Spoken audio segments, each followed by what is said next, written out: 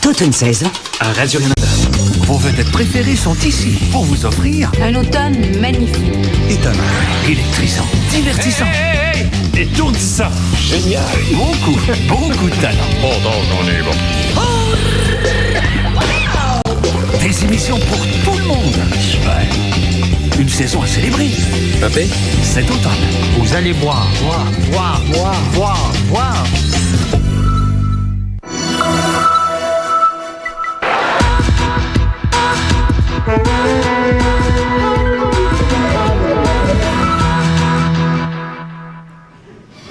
Bonsoir tout le monde, ici Pascal Nadeau. Alors aujourd'hui, c'est vous qui faites votre propre version de mon émission Le Téléjournal Montréal que j'ai le plaisir d'animer tous les jours de 17h à 18h.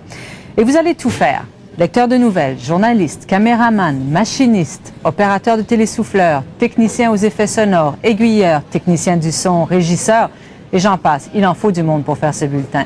Bref, vous allez vivre une expérience qui, je l'espère, sera inoubliable. Alors je vous laisse travailler. Amusez-vous bien surtout et on se revoit à la fin de l'émission. Merci Pascal. Ici Jeff Lee. Je suis présentement devant la boutique qui se retrouve à l'entrée principale de la maison de Radio-Canada à Montréal. Le téléjournal Montréal en version atelier est présenté et réalisé par des étudiants de l'école Cœur-Soleil accompagnés de la professeure Caroline Labé. Voici maintenant les nouvelles qui ont retenu notre attention aujourd'hui. Les transports en commun à Montréal existent depuis 144 ans. Le camp de jour de Radio-Canada est une activité de plus en plus prisée. Ils nous parleront avec Catherine Mercier, animatrice du bulletin de nouvelles RDI Junior, des multiples facettes de son métier. Bonne émission!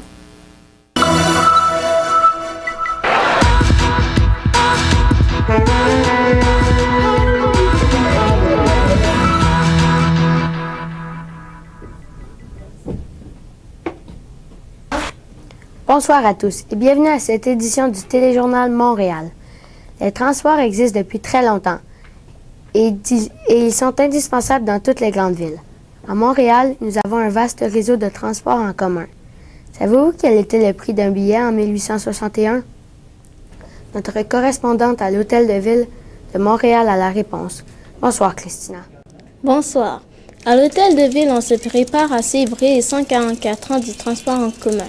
En effet, le tramway arpentait les rues de Montréal la première fois il y a 144 ans, le 27 novembre 1861.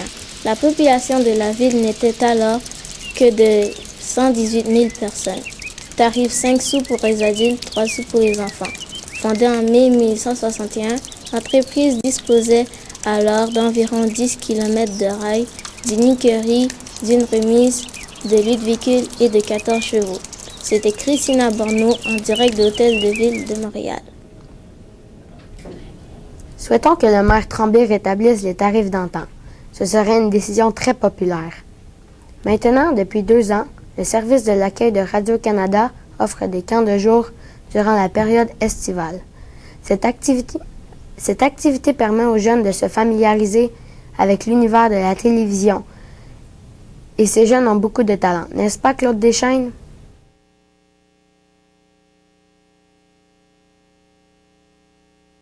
Ben oui, méfions-nous, il y a de la concurrence qui se prépare au sein même de la maison de Radio-Canada parce qu'on vous parle maintenant d'un camp de jour, c'est tout nouveau, qui est offert à la maison de Radio-Canada. Lise Villeneuve est allée voir comment ça se passe. N'ajustez pas votre appareil, ce n'est pas la nouvelle lectrice du bulletin aujourd'hui, mais plutôt une des participantes du camp de jour de Radio-Canada. Avec ses camarades, elle a eu 1 semaine pour démystifier les rouages de la télévision. Et ils n'ont pas chômé. Entre la rédaction de reportages, la réalisation de courts téléromans, la lecture des nouvelles et la mise en onde d'émissions, les jeunes ont touché à tout. Et ils ont découvert tout un univers. Je connaissais le devant de la caméra un peu, mais la régie, tout ça, je connaissais vraiment pas ça, puis j'ai vraiment trouvé ça intéressant à connaître. Et même de l'avis d'une spécialiste, la météorologue Ève Christian de la radio de Radio-Canada, le programme est copieux. Je trouve que c'est vraiment complet ce que les jeunes ont vécu cette semaine. C'est vraiment toutes les facettes, autant le devant la caméra que derrière la caméra. Et sa fille s'est peut-être même découvert une nouvelle vocation. Vraiment, ça m'a donné le goût parce que moi, au départ, je voulais être avocate. Puis là, ça m'a comme ouvert d'autres horizons pour plus tard. Puis là, je sais pas trop, là, ça m'a comme mêlé. Entre le plaisir et l'excitation de faire de la télévision, ils ont aussi découvert les aspects plus difficiles du métier. Peut-être le télésouffleur, parce que ça va vite, puis faut essayer en même temps de tout synchroniser nos mouvements, nos paroles, puis tout ça. Mais on s'habitue, puis après ça, c'est correct, là. Par exemple, pour le téléroman qui a duré 10 minutes, on a fait 1h30 de tournage. Donc, je savais pas que c'était aussi long. N'empêche, les jeunes ont la technique dans le sang. C'est une question de génération, croit un de leurs instructeurs. Ils naissent dans un monde d'images. Maintenant, les médias sont omniprésents. Ça fait partie de leur culture, ça fait pratiquement partie de leur gène, en quelque part. Ils héritent un peu des générations précédentes. Puis, ils dépassent de loin. D'une durée d'1 semaine, le camp de jour est offert au coût de 225 $ à tous les jeunes de 11 à 16 ans et sera de retour l'été prochain. Lise Villeneuve, Radio-Canada, Montréal.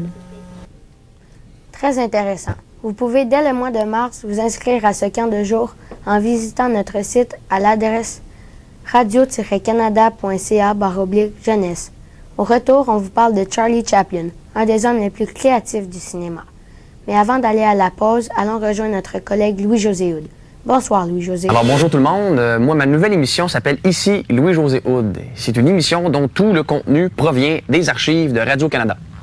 Alors, c'est sûr qu'on va parler des jouets de la télévision en direct. La meilleure de toutes les Buick. Et tout puissant serviteur. Et que peux-tu faire pour moi? Tout.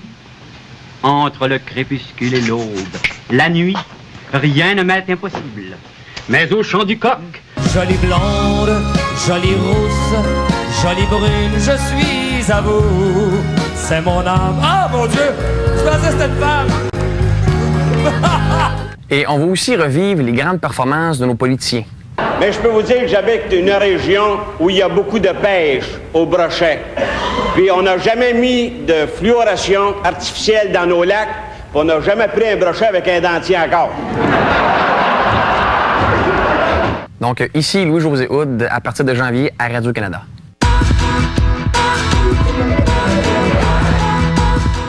Dès dimanche, il est de retour et il est prêt à tout.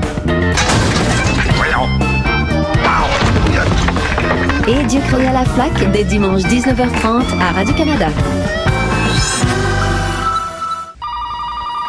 Salut, ici Valérie. Tous les soirs, de 19h à 19h30, j'anime 275 Allo. C'est la seule tribune téléphonique à la radio pour les enfants de 6 à 11 ans. Il a fallu mettre une limite, donc 6 à 11. Dans cette émission, bien évidemment, on demande aux enfants de nous appeler pour nous donner leur opinion. On leur pose une question tous les soirs. Ça peut être quel animal aimerais-tu être ou comment était ta dernière journée d'école. De temps en temps aussi, c'est le contraire. Ce sont les enfants qui nous posent une question. Et avec tous nos experts, nos spécialistes, nos connaissances et Internet, bien, on trouve la réponse à leurs questions. J'anime cette émission à tous les soirs, la première chaîne de Radio-Canada, mais je suis pas toute seule. Il y a aussi le chef qui fait des blagues, des farces et qui me joue des mauvais tours, mais pour le connaître, il faut écouter l'émission.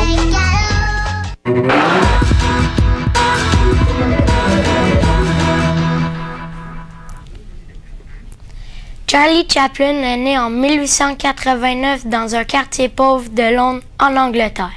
Acteur, réalisateur, producteur et musicien, il est surtout le créateur d'un célèbre personnage loufoque et maladroit. Pour en savoir un peu plus sur le personnage, on a demandé à notre correspondant à Londres de se renseigner pour nous. Bonsoir, Claudia. Bonsoir, Joël. Charlie Chaplin est connu comme l'homme du cinéma muet. Il est mort le 25 décembre 1967 en Suisse. Il avait 88 ans. Il a fait sa première apparition à l'écran en 1913 et il a joué pour la dernière fois en 1957 dans le film Un roi à New York. Pourquoi dit-on que Charlie Chaplin est l'un des hommes les plus créatifs de l'histoire du cinéma? Parce qu'il a conçu un personnage universellement connu aujourd'hui, Charlot. De Londres, c'était Claudia Amoroso pour Radio-Canada. Merci, Claudia. Voici maintenant les indicateurs financiers.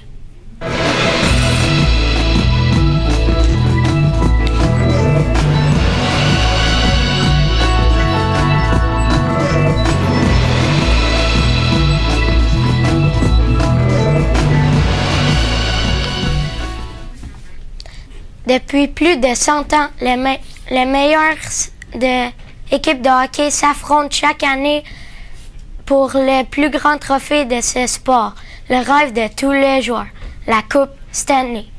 Rejoignons notre journaliste au Centre Bell qui nous en apprendra un peu plus sur ce symbole incontesté de notre sport national, le hockey. Ici Marc-Antoine Ouellet, au Centre Bell, c'est au Canada, à Montréal plus précisément, que la Coupe Stanley a été créée. En 1893, Lord Stanley a acheté un trophée pour 50 $ qu'il voulait remettre à l'équipe championne de hockey du Canada. Mais ce n'est qu'en 1926 que la Ligue nationale de hockey a adopté la Coupe Stanley comme trophée officiel. Lord Stanley, comte de Preston, a été gouverneur du Canada. Ses 3 fils jouaient au hockey dans l'équipe des Rebelles d'Ottawa. Comme il est retourné vivre en Angleterre en 1893, il n'a vu ni les séries éliminatoires, ni la remise du prix à l'équipe victorieuse. C'était Marc-Antoine Ouellet du Centre Bell de Montréal. Eh bien, gageons qu'en créant cette prestigieuse récompense, Lord Stanley n'imaginait pas que 100 ans plus tard, son trophée existerait toujours. Au retour, une visite sur Mars. Mais d'abord, allons rejoindre notre collègue Pierre Craig, animateur de l'émission La Facture. Alors, Pierre, qu'est-ce qu'on peut apprendre à votre émission? La facture, c'est l'émission qui te donne des trucs. Tiens, par exemple, tu t'achètes un vélo ou un lecteur MP3. Ils sont garantis pour 1 an, mais ils brisent au bout d'1 an et demi. Rien à faire? Non. Tu peux faire quelque chose avec ce qui s'appelle la garantie légale, qui est inscrite dans la loi. La facture t'explique ce genre de choses. Si tu as un problème, appelle-nous ou visite notre site Web.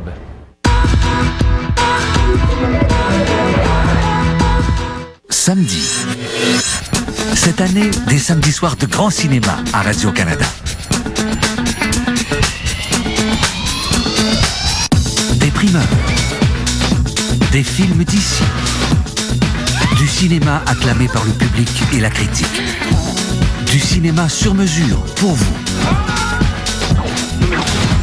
Au Grand Film, tous les samedis 19h30 à la télé de Radio-Canada. Des vendredis.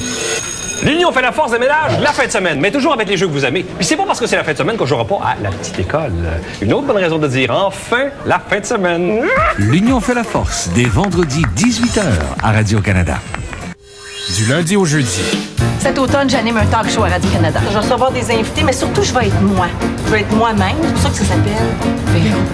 Ça vous prend un bon sofa. Parce que là, vous installez, vous êtes confortable. Parce que ça dure 1 heure. Hein? Quand même, 1 heure, c'est pas rien. Il s'en passe des choses à 1 heure. C'est l'heure de regarder Véro. Véro. On est bien, hein? Attendez 6 heures. Ben oui. Véro, du lundi au jeudi, 18h à Radio-Canada.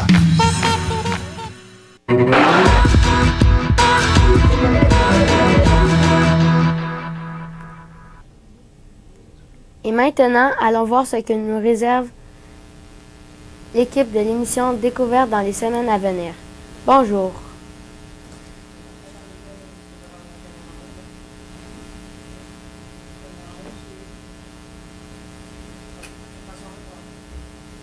Bonjour Miguel. Dans les semaines à venir, nous vous parlerons de Mars. Comme vous le savez peut-être déjà, il y a quelques semaines, les sondes américaines Spirit et Opportunity débarquaient en force sur le sol martien. Un exploit technologique remarquable. C'est Opportunity qui est à l'origine du premier coup d'éclat. Après son atterrissage sur Meridian et Planum, une vaste plaine, les premières photos montrent un affleurement rocheux. C'est la première fois que les chercheurs ont l'occasion d'observer sur la planète rouge la roche de fond émergeant du sol. Du jamais vu. Pour en savoir plus, ne manquez pas Découverte tous les dimanches à 18h30. Eh bien, c'est un rendez-vous à ne pas manquer. Du côté d'Edmonton maintenant, notre correspondant a fait une enquête sur une série de vols bien particuliers touchant des terrains de golf bien fréquentés. Alors Stéphane, qu'arrive-t-il de particulier sur ce terrain? Eh bien, Michael, il s'agit enfin d'un seul terrain de golf où sévit un groupe de voleurs de balles particulièrement efficaces. Il opère au grand jour, directement sur le terrain de golf et au nez et à la barbe des golfeurs. Regardons un reportage que nous avons préparé. Au terrain de golf Riverside à Edmonton, comme à tous les autres terrains de golf ailleurs, on surveille les oiselets et les aigles. Sauf qu'ici, un autre animal attire l'attention des joueurs, les écureuils. Before I got there, this little squirrel went right across, picked it up and took it away. Cette joueuse raconte qu'encore ce matin, un écureuil lui a volé sa balle de golf. Les écureuils volent régulièrement les balles des joueurs à ce terrain. Les petits rongeurs déposent ensuite les balles volées dans les arbres. You shake this tree and you'll see about 50, 60 golf balls just fall straight to the ground. Un seul arbre peut parfois contenir jusqu'à une soixantaine de balles. Une balle vaut en moyenne 3 $.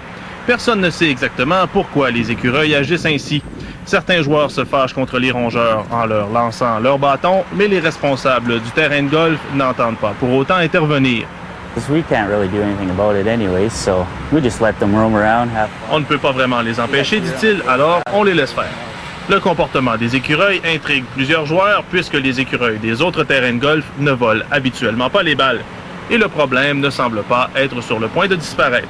But every generation teaches the new ones to take the balls and Cette joueuse explique que depuis longtemps ici, chaque génération d'écureuils montre à la suivante comment voler des balles de golf. Félix Tremblay, Radio-Canada, Edmonton. Eh bien, au moins la tradition se poursuit. Rejoignons maintenant l'animatrice de l'émission RDI Junior, Catherine Mercier, qui a gentiment accepté de répondre à nos questions. Elle est en studio à Radio-Canada en pleine préparation de son émission. Bonjour, Catherine. Bonjour, ça me fait plaisir que vous soyez là. Catherine, comment vous êtes-vous retrouvée à l'animation de RDI Junior? Bien, en fait, moi, j'ai commencé comme recherchiste sur l'émission. Donc, quand l'animateur à l'époque était malade ou absent, c'était moi qui le remplaçais. Et comment je me suis retrouvée recherchiste? Bien, c'est un peu bizarre. J'ai étudié en langue et littérature, moi, en russe et en allemand.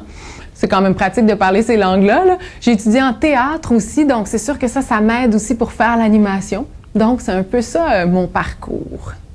Intéressant. À quoi ressemble une journée de travail à RDI Junior? Bien, à chaque jour, RDI Junior, c'est une petite équipe, mais une équipe très efficace. Alors, on arrive le matin vers les 8 heures et là, on regarde les journaux, évidemment, les fils de presse, qu'est-ce qu'il y a dans l'actualité. On écoute les nouvelles à la radio, tout ça, et on décide qu'est-ce qui nous intéresse, quels sont les sujets qu'on a envie de traiter. Évidemment, on fait de la télé, donc ça prend des images. Si on n'a pas les images pour appuyer ce qu'on raconte, bien, c'est un petit peu moins bon. Donc, il faut évidemment avoir le visuel qui va avec le texte qu'on écrit. Maintenant, racontez-nous une anecdote qui est arrivée pendant une émission.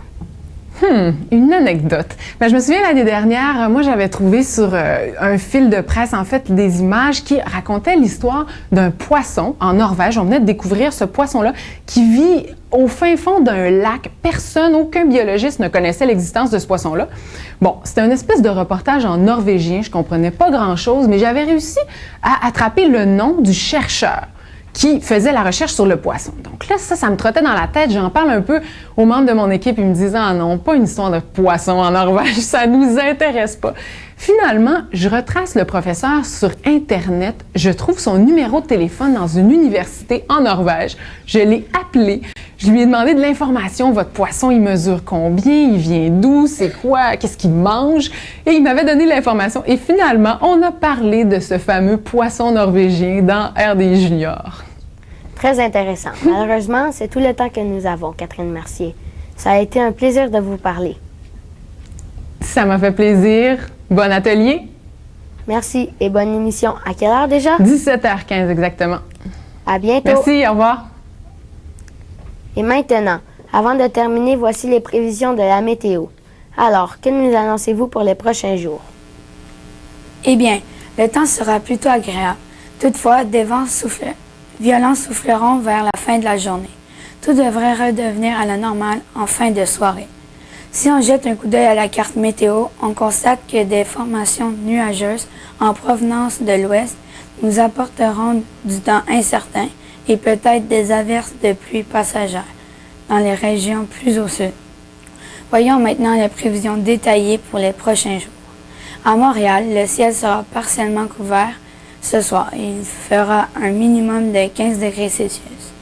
À partir de demain, le ciel sera se dégagera et les températures seront agréables avec des maximums de 23 et 24 degrés Celsius. En terminant, savez-vous que l'humidité fait pousser les cheveux? En effet, l'écart entre l'air sec et l'air saturé d'humidité peut modifier la longueur des cheveux d'environ 3 %. Et oui, le cheveu est un indicateur fiable de beau ou de mauvais temps. Étonnant, non? Amusez-vous bien et à demain! Eh bien, c'est très intéressant, mais n'est-ce pas un peu tiré par les cheveux?